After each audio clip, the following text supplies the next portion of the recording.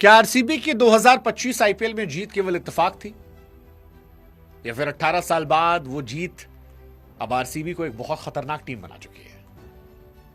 Defending champion RCB क्या 2026 को फिर जीत सकती है? वेल, टीम सॉलिड है, लेकिन इस टीम में दो इश्यूज हैं। एक, कई बल्लेबाजों की फॉर्म, और दूसरा हेजलवुड और यश दयाल की गैर मौजूदगी। क्वेश्चन ये है कि क्या आरसीबी अपनी गेंदबाजी यूनिट को उतना मजबूत कर पाएगी? खिलाड़ी लाएगी, मंगेश यादव यश दयाल का रिप्लेसमेंट हो सकते हैं, हालांकि उनका पहला सीजन, लेकिन हेजलवुड का रिप्लेसमेंट हो सकता है। मतलब ये देखना पड़ेगा। क्या विराट कोहली का जो स्ट्राइक रेट बढ़ा है पिछले कुछ समय से, फिल सॉल्ट चिन्नास्वामी में फिर से आतिशबाजी जो कर सकते हैं, क्या पाटीदार फॉर्म में आएंगे? क्या जैक बैथल को जगह मिलेगी? Jacob Bethell, I mean, he was too good to watch. मेरे हिसाब से तो बैथल को खिलाना चाहिए यार, टू गुड यार। मतलब जो पारी उस लड़के ने खेली थी, क्लास अपार्ट। वेंकटेश अय्यर क्या इस बार इंपैक्टफुल होंगे? Well, batting I still believe RCB का बैटिंग सॉर्टेड है। सवाल जो है वो बॉलिंग का है, क्योंकि बैटिंग तो उनकी बहुत डीप है, और डीप मंत्रा वो ले गए। आरसीबी की ताकत इस बार भी उनकी बैटिंग है।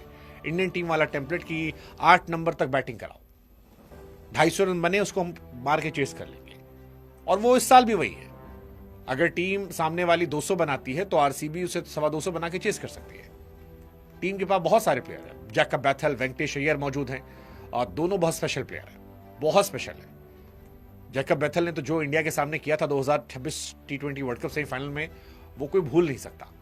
मतलब वानखेड़े की प्रेशर मैच में 45 बॉलों पर शतक, उफ, व्हाट एन इनिंग यार। अब एक टेंशन की है, पावर हाउस को फिक्स कैसे करें, क्योंकि बैटिंग पावर हाउस है, from Virat Kohli to everyone. Virat Kohli हालांकि बहुत समय से टी20 नहीं खेल रहे हैं, लेकिन विराट हम सब जानते क्या कर सकते हैं। पिछले 3-4 सालों से अगर आप गौर करें तो उनका स्ट्राइक रेट भी ऊपर गया है। अब वो तेज खेलते हैं, और सामने उनके फिल सॉल्ट है जो कमाल का खेलते हैं, तो उनका टेंशन तो है ही नहीं। वो तो जबरदस्त कहानी है। लड़ाई ये है कि यार 3 नंबर पर कौन आएगा, देवदत्त पडिक्कल या वेंकटेश अय्यर? मेरे हिसाब से फर्स्ट साइड शायद मैं वेंकटेश अय्यर को देता, लेकिन पडिक्कल जबरदस्त फॉर्म में है। तो ऐसे में दोनों में से किसकी तरफ ये जाएंगे, देखने वाली बात होगी। दोनों प्लेयर तगड़े। वेंकटेश अय्यर का अनुभव, उनकी गेंदबाजी का विकल्प टीम के लिए लुभावना ऑप्शन है। आरसीबी ने जब वेंकटेश को खरीदा था तो शायद पडिक्कल के बैकअप के तौर पर सोचा था, लेकिन पडिक्कल जिस फॉर्म में है उसे भी बाहर रखना मुश्किल है। और वेंकटेश अय्यर क्योंकि पाटीदार के दोस्त है, तो हो सकता है उनके साथ हो जाए। वेंकटेश जैसा मैच विनर तुरंत मतलब जगह लेने को तैयार बैठा है। तो 4-5-6 इनके पास धमाका है। पाटीदार की फॉर्म थोड़ी सी चिंताजनक है, बट अगेन उनके पास बहुत सारे ऑप्शंस हैं। पाटीदार अगर थोड़ा 19-20 भी होते हैं तो they have lot of option. Tim David उनके पास है, जितेश शर्मा उनके पास है। डेविड को हम सब जानते हैं क्या कर सकते हैं वो, तो he can be great side. सारा क्वेश्चन है बॉलिंग का। फिलहाल आरसीबी की बॉलिंग थोड़ी कमजोर कड़ी। पिछले साल हेजलवुड, भुवनेश्वर, यश दयाल थे, तो आरसीबी मजबूत बॉलिंग थी, लेकिन इस बार हेजलवुड की फिटनेस और यश दयाल की कमी एक सिरदर्द है।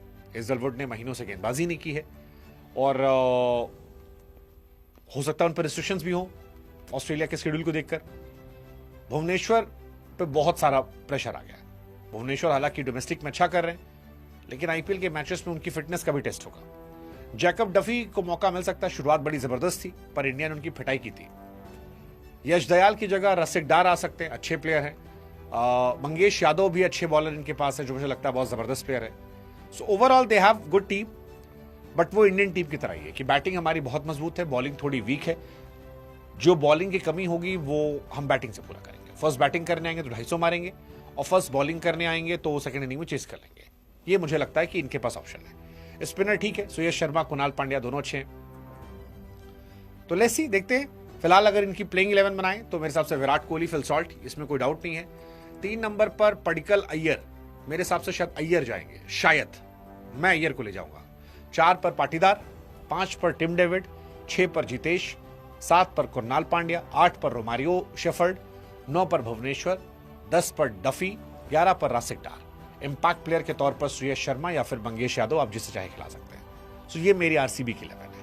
आपकी क्या है? कमेंट सेक्शन इंतजार कर रहा है। क्योंकि जब आप इस टीम को देखते हैं तो आप कहते हो ऑक्शन में जो टीम है इसने काम इतना अच्छा किया कि इससे बेहतर उम्मीद नहीं हो सकती। किसी भी टीम के पास इतनी पेडिग्री, इतना एक्सपीरियंस, इतनी डेप्थ, इतना बैकअप नहीं हो सकता, इनके पास है यार। तो फिर इसका अर्थ यही हुआ कि कप्तान Hardik Pandya, over to you my friend. अब आपके हाथ में है कि आप इस टीम को कैसे चलाते हैं। आपने गुजरात को चैंपियन बनाया, दूसरे साल फाइनल में पहुंचाया, एक बार इस टीम को आप क्वालिफाई करवा चुके हैं, लेकिन now is your turn to take it to the title का ड्राउट चला है। 21, 22, 23, 24, पिछले 5 साल में सिर्फ 2 ही प्लेऑफ्स, एक बार भी फाइनल नहीं। This is the time my friend, यहां पर अब आपको करना है। तो हार्दिक पांड्या, ग्रेट अपॉर्चुनिटी। मैं कह रहा हूं दीपक चाहर, तेरे लिए बहुत बड़ी अपॉर्चुनिटी है यार। इंजरीज के चलते बहुत बार बहुत दूर तक आप मिस रहते हैं। This is your chance DC, छा जा मेरे भाई। मतलब डीसी खेलता है एमआई के लिए, पर अगर हाथ से स्विंग अच्छी होने लगी, वो तो इनकी हमेशा होती है, इसको सिर्फ फिट रहना है। अगर ये फिट रह जाते हैं, पूरा सीजन निकाल देते हैं, तो ये सच्चाई है कि he could actually get closer to the team India selection as well. ये भी सच्चाई है। तो प्लेंटी ऑफ अपॉर्चुनिटीज। और मुंबई चा राजा पिछले साल भी अच्छा खेला था, इस बार फिर बजा दे बाजा। और no impact player please, Rohit Sharma impact player के रूप में बिल्कुल मत जाइएगा। आपको रहना है 20 ओवर मैदान पर, क्योंकि अब इतने फिट हुए हो तो उस फिट होने का काम क्या है अगर भारी बैठना है तो ना। Stay in the game, stay on the field. 20 over आपकी लीडरशिप, आप कप्तान नहीं है पर आप लीडर इस टीम के अभी भी हैं। और हार्दिक पांड्या बार बार आपकी तरफ जाएंगे भी, आपसे मदद मांगेंगे भी। And this is where you actually bring your experience to the table. तो अपॉर्चुनिटी आपके लिए भी है। स्ट्रैटेजी क्या होगी इस टीम की? You know why? क्योंकि ना अब बहुत कम क्रिकेट खेलता है यार। जनवरी में खेली थी, उसके बाद पूरा वो जनवरी में भी सीरीज अच्छी नहीं गई थी। तो भूख लगी होगी कि रन बनाने बहुत सारे। तो Rohit Sharma to be the highest run scorer, highest wicket taker, I am going with Jasprit Bumrah. और मैं ये सोच रहा हूँ बुमराह जो है वो इस सीजन के पर्पल कैप होल्डर बन जाए, उस तरीके से मैं देख रहा हूँ। और टीम इस बार 100% ये ट्रॉफी जीतने लायक टीम है।